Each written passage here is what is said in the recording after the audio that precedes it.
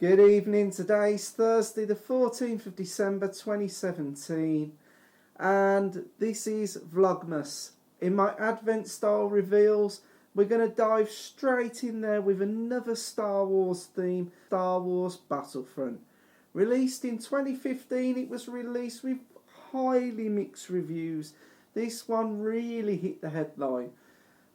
It was at a time where Lucasfilms had been taken over by Disney and we just got The Force Awakens being released later on, so they really wanted to rush the game out. The game was basically criticised for the lack of content, mainly in the single player. To be fair, this has no single player story mode, it's just got a very strange single player campaign. It was also lacking on the multiplayer side. But as Rogue One came out and other things, we had more content come to it. You can play in first or third person mode, and there are many game modes that you can play. As you can see, I've already bought up a game mode that I played earlier, and that's where the Rebellion is fighting against the Imperials.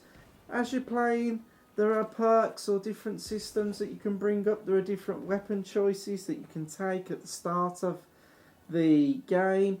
There are also vehicles or special characters that you can become as you play. The more and more kills you rack up, the more points you can get, and you can select people like Yoda, Darth Vader, etc. to play in the game.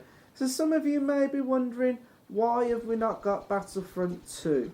Basically because the only reason I haven't looked at Battlefront 2 yet, I heard some time ago that whether this comes to fruition, it's true or not, that there's a special deal going to be coming out sometime just after the film's release.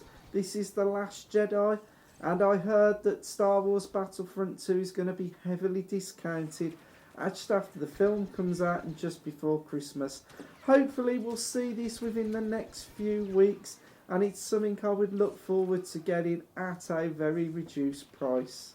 Without going through all the game modes and everything that you can do, just think as Battlefront as a single player skirmish that you can play with AI, or you can actually get in there for the full on multiplayer experience. It's a cracking game, and it's a bit of a backstory of how I came by it. When I bought my R9 Fury X graphics card, at the time it was a flagship AMD card, and it cost a lot of money, and I was fairly disappointed that it was released with no games or no special offers. I did contact the Radeon support club, and I emailed them saying that I felt it was pretty poor that a flagship card didn't at least come with a game. I emailed them and heard nothing back for a couple of months, and thought, to be honest, they probably fell on deaf ears. But to my surprise, and I'll give my due to Sapphire and Radeon, they actually replied sometime later and basically agreed with what I've said, and asked me at the time what game was I interested in and looking for, and they'd see if it could help me out. I actually said to them that as Battlefront was highly publicised with the Radeon R9 Fury X, that I'd really like to get my hands on it and give it a whirl. And they actually supplied me with a code for a digital download, and I'm very much appreciated to the Sapphire Support Club and Radeon and AMD for sorting that out for me.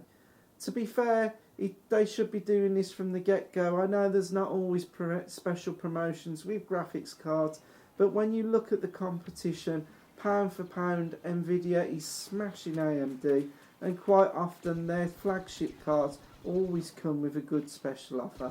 So if in future minds, AMD, Sapphire and other people should really be thinking or taking that into account.